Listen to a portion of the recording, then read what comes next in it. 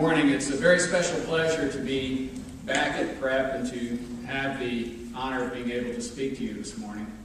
We arrived a little early, Rick Funk and I, and we drove around the campus, and it's clear a lot has changed since I was here.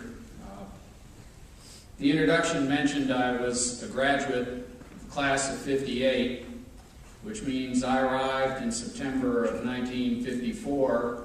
And I saw several of you quickly doing the math. I'd like to reassure you we did have electricity. There was indoor plumbing. Although Fairfield Prep in fall of 54 consisted of McAuliffe Hall for freshmen, Berkman's Hall for the other three classes, and the entire Fairfield University consisted of one building, which is the section of Xavier Hall, the original section, on North Benson Road. So there clearly has been a great deal of change. Talking with Father Hanwell this morning, I realized there were some things that had not changed.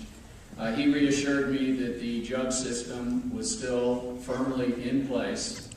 I managed to accumulate enough jug hours when I was here that I probably could have listed them as a course on my transcript and gotten away with it. I had a little bit of difficulty understanding that when a Jesuit said no talking, he truly meant no talking. I was in McAuliffe Hall once, and perhaps my mouth was being operated when it wasn't supposed to, and I was sent to the chapel to pray over my misdeed. And as I was headed toward the chapel, a man long since gone, Father Deavy, who was directing me to the chapel, said, "Go in there and pray." And being a little bit of a wise aleck, I said, "And Father, what should I pray for?" And he said, "Pray that I don't forget you." My prayers were apparently not particularly effective that day because it was after dark when he returned to the chapel and told me I could go home for the day. Sunday on my flight to New York, I started to make some notes to use when I spoke to you this morning. And I must admit I asked myself a question on the plane that I hadn't ever asked myself before. And that was, how did Fairfield Prep influence me, shape me, prepare me for my career and for my life? And if I had asked that question right after graduation, I probably would have answered it in a far different way. I would have said Fairfield Prep gave me a good foundation for college, taught me to think analytically, hopefully taught me to write reasonably well. But the true impact of Fairfield Prep, the impact that mattered far more than the base skills that I was taught while I was here, involve elements of my experience here that really had nothing to do with the formal curriculum. As I sat on the plane, thinking about my years here, I literally could recall the faces and voices of many of the instructors that I had. And I'd like to talk to you about just two of them. You've seen their names on buildings. You've probably seen their pictures in the halls. The first one was Father Thomas Murphy.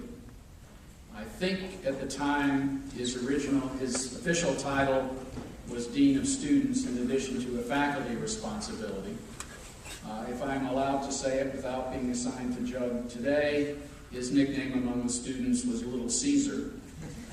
He did, in fact, rule Fairfield Prep and was responsible for some of the time that I spent in jug. But even more important, was responsible for numerous occasions during my 4 years where out of his busy schedule, he would spend time talking one-on-one with me. And I can distinctly remember, as I sat in his office on multiple occasions, admittedly probably complaining about the workload and the discipline and the rigor, I remember asking him why Fairfield Prep expected, even demanded, so much from its young men. And I remember a statement that he made, and I've remembered it for over 50 years. Father Murphy said, A disciplined man with a disciplined mind is a powerful force. And if you take nothing else away from Fairfield Prep than a sense of discipline and focus, discipline in terms of how you behave and how you manage yourself, discipline in terms of how you think, then you will have taken something very important away with you. Our discussions over those years also involved the concept of integrity and honor, which was something that was very important to Father Murphy. Father Murphy, in those days, was fond of handing out 3x5 cards with little messages typed on them. Usually the messages were scripture verses. In my case, he gave me a 3x5 card that is now probably over 50 years old, 52, 53 years old, that I still have with me. And it wasn't a scripture verse, it was a verse from a poem, I believe, by Emerson. And the verse was, "What you do speaks so loudly that I cannot hear what you say." And what he was trying to tell me when he gave me that verse was your integrity, how you conduct yourself, will speak far more loudly about who you are and what you value than all you say or all you write. And he said repeatedly, many occasions, integrity is extremely strong and at the same time very fragile. If you have a strong sense of integrity, a sense of honor, it will carry you through the most difficult times and difficult decisions of your life.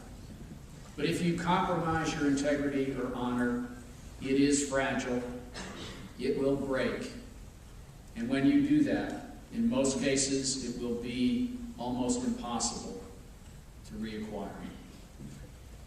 His words have stayed with me a very long time.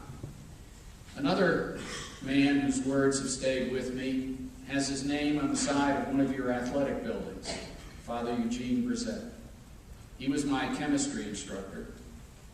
He had, perhaps for that era in Preps history, the loudest voice of any faculty member.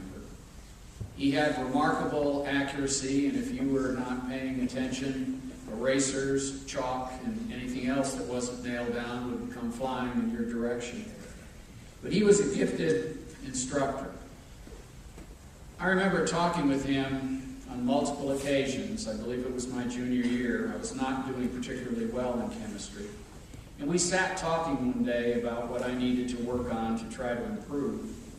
And I remember asking what I felt was a rhetorical question. I guess I was probably fishing for some words of reassurance. And I said, "Father Brizette, do you think I'll be able to earn a good grade in this course?" And he looked me directly in the eye.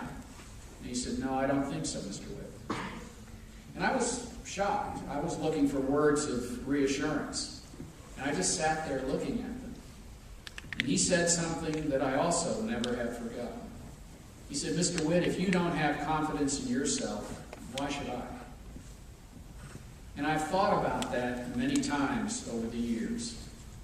If you think about what it takes to be successful, to be a leader in any area, a president of a university, an executive in a corporation, an attorney in the classroom, a teacher in a high school, if you don't have confidence in yourself and in your ability to do your job, why should anyone follow you as a leader or listen to you as a teacher or an attorney? As I think back on my years at Fairfield Prep, discipline, the importance of discipline, the reason for the rigor of the program and why so much is asked of you, the importance of values, and the efforts that were made during my 4 years here to help me develop the kind of confidence that would serve as a foundation for my future studies and for my life.